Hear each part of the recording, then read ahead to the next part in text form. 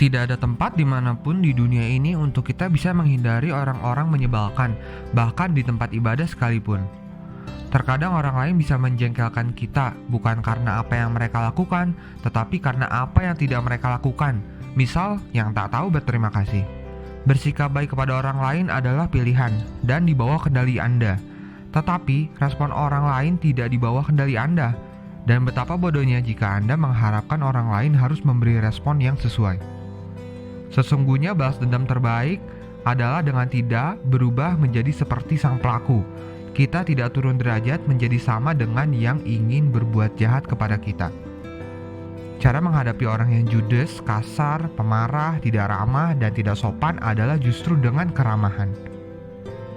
Tidak ada seorang pun yang bisa merendahkan jiwa orang lain, dan mungkin mereka yang berlaku jahat kepada kita lah yang patut dikasihani. Kemarahan kita lebih merusak daripada perlakuan yang kita terima. Jika kita punya kesibukan dan keasikan sendiri, niscaya kita tidak punya cukup waktu untuk membenci dan nyinyir kepada orang lain. Jika kita melihat ada perilaku yang keliru, maka pastikan bahwa itu memang keliru, dan kemudian kewajiban kita untuk membenarkan. Kemarahan mempengaruhi kewarasan kita. Mungkin karena hal ini juga orang Jawa zaman dulu menarik kesimpulan yang waras mengalah. Karena percuma berhadapan dengan orang yang sedang tidak waras, walau hanya sementara. Satu-satunya cara agar kita tidak memotong diri dari hubungan sosial, menjadi pahit hati, dan menjauh dari teman, keluarga, dan masyarakat adalah dengan tidak baperan, tidak sensitif, atau mudah terprovokasi, apalagi mudah marah. Saat tertimpa kesulitan dan bencana, interpretasi kita malah bisa makin memperburuk kondisi kita. Lebih baik waktu dan energi segera dipusatkan pada solusi, daripada mempertanyakan kenapa kita tertimpa musibah. Epictetus berkata, burung gagak katanya adalah pertanda sial, tapi bagi saya semua pertanda adalah keuntungan. Karena apapun yang terjadi, saya memiliki sepenuhnya kendali untuk menarik manfaat darinya.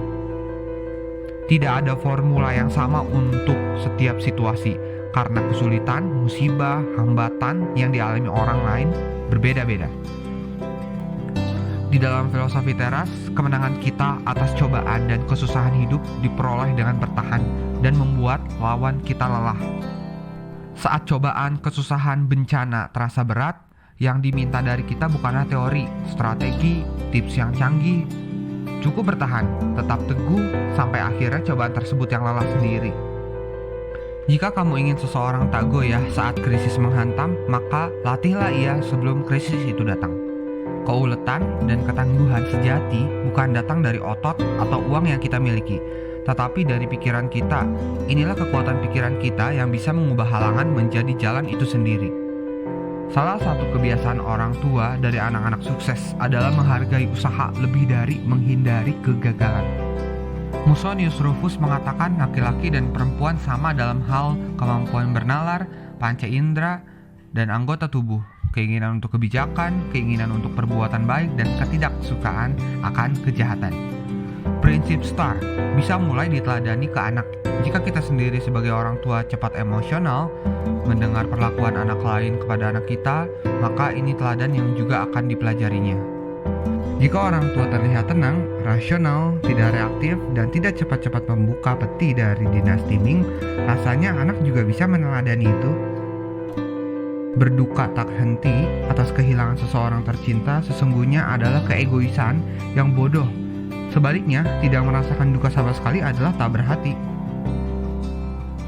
Akhirnya, semua manusia adalah bagian dari dunia dan semesta yang sama, dan karenanya tidak semestinya kita membedakan orang, apalagi sampai mendiskriminasi dan menyakiti orang yang berbeda.